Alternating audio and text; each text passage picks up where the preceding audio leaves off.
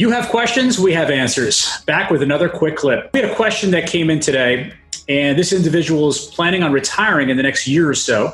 So they're considering selling a good portion of their stocks to be more conservative as they move into retirement. What are some of your thoughts around strategies such as that? All right, so I think the best way to answer this question is through an analogy and story. So bear with me here. Here we go. Brian, as you know, I live in Cincinnati, and my family takes a lot of road trips to visit family across the state. And like you, we rarely go anywhere without a plan first. You know, are we going to stop for food along the way, or are we going to bring food? Are there gas stations? Are there bathrooms for the kids, etc.? The most important question we ask is, when are we going to get there? A couple times a year, we take a road trip from Cincinnati to Toledo. And as you know, traveling on highways, the road trip is rarely the same. There's different departing times, there's traffic flows, there's weather, all these different factors that can impact things. But we've done enough that we have a pretty good idea about how long the trip will take. So generally, how long does that trip take? About 5 hours. I have 3 kids, so if you live in the state of Ohio, I think you'll understand that. So what's your best time and what's your worst time? Okay, I'll give you the extremes. Best case scenario was under 3 hours.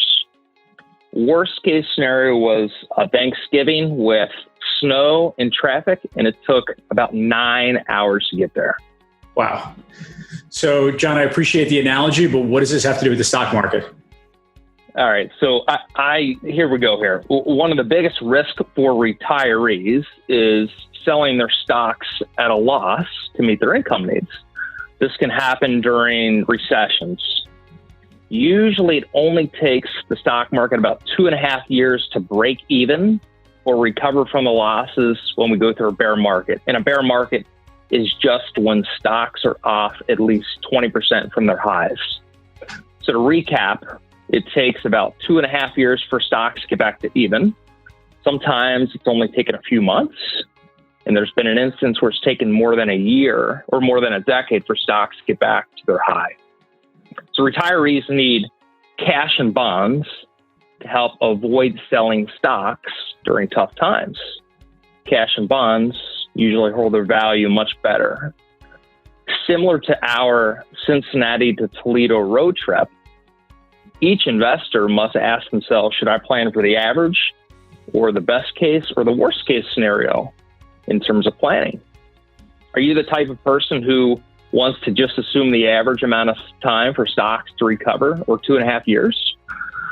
Perhaps you're on the conservative side and you want to err with more caution and assume it takes stocks double the amount of time to recover, say 5 years.